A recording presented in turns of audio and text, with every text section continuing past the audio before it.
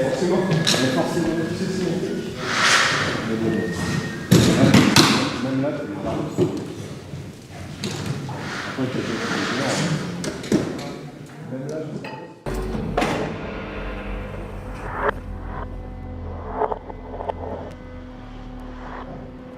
un poème de Paul Celan. Est-ce qu'il y avait cette envie de dire comment l'œil est brouillé par le travail de la danse et l'excitation de l'ivresse, qui n'est pas forcément l'ivresse alcoolique, mais aussi l'ivresse de la beauté, l'ivresse du trouble, et que c'est une sensation que, voilà, que je cherche.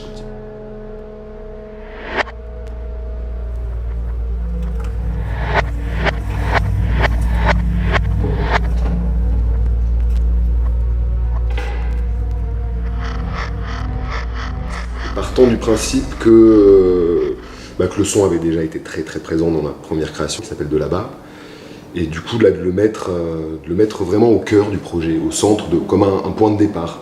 Alors au centre, c'est plus le seul centre, disons qu'il y a plusieurs centres maintenant, mais j'ai besoin de partir un peu comme ça, de partir d'un centre, d'un chemin ou d'un programme en fait. Et là c'était se dire comment le son peut être pas subi déjà, c'est-à-dire que tous les sons que feraient les danseurs pourraient être une matière de jeu, une matière de création musicale, qui serait quelque chose qui serait porté.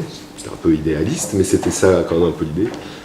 Et comment on pourrait, à partir de cette question du son, de la dramaturgie du son, de ce que nous raconte le son, faire travailler les danseurs et confronter ce que le spectateur voit et ce que créent les images qu'on crée sur le plateau et les images mentales et tout l'imaginaire que crée le son et la musique.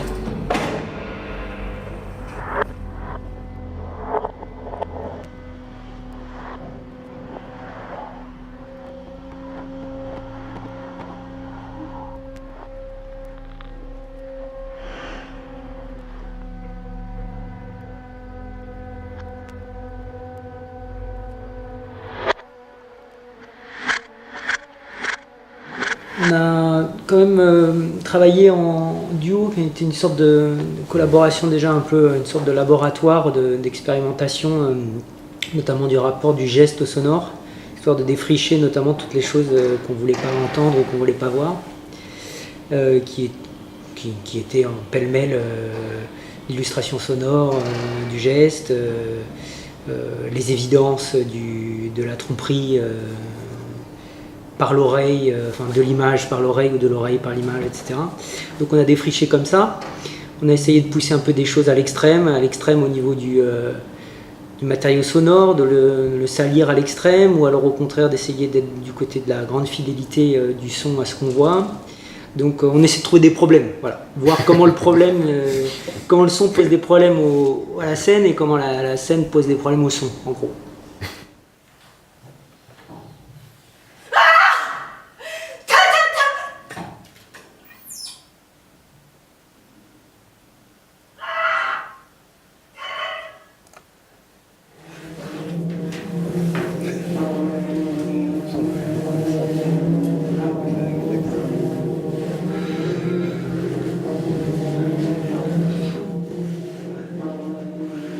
Ce sur quoi on a finalement plutôt travaillé, et moi ce qui m'intéresse en fait aussi, c'est plutôt une écriture à partir du geste, de l'action, plutôt que du mouvement abstrait et du mouvement qui se questionne en tant que mouvement.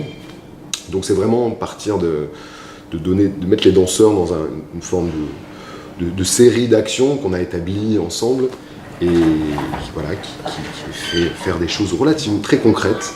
Ne serait-ce déjà par la scénographie, avec des panneaux qui se lèvent, qui s'abaissent, il y a tout un système de circulation et de déplacement qui les met déjà beaucoup en action. Et tout ça crée du son. Et donc ça, ils en sont conscients, et petit à petit, et là c'est le travail qu'on est en train d'affiner, c'est comment l'attention qu'ils ont au son qu'ils créent et au son que crée Marc, ça les fait faire différemment aussi leurs gestes, ses actions, qui sont relativement simples. Ça dépend, il y a des choses très complexes et organisées de manière aussi très complexe, parce que des jeux de répétition, des jeux de découpage d'actions qui ne sont pas logiques les unes après les autres.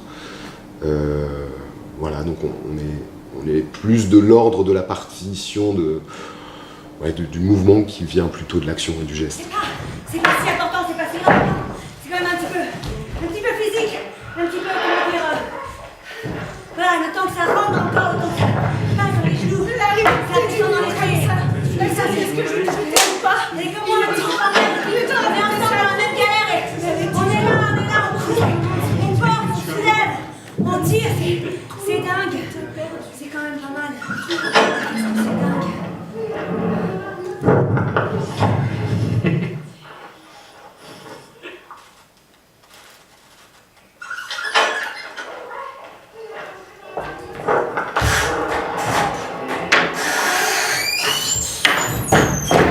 Moi, ce qui m'intéresse, c'est vraiment comment on tisse ensemble entre la musique, ce qui se passe au plateau, la scénographie, la lumière, qui est très, très importante, qui est faite par Charles Perrichot.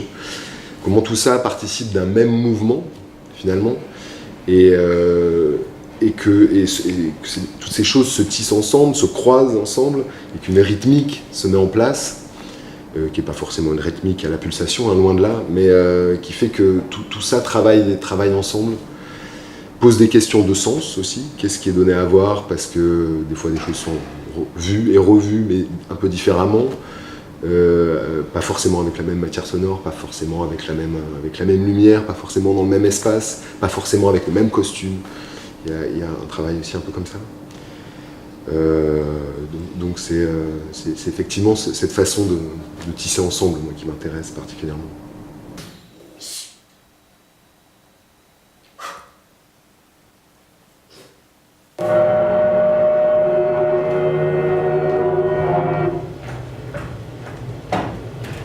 Voilà, le chemin, donc on a de lumière et pas de lumière.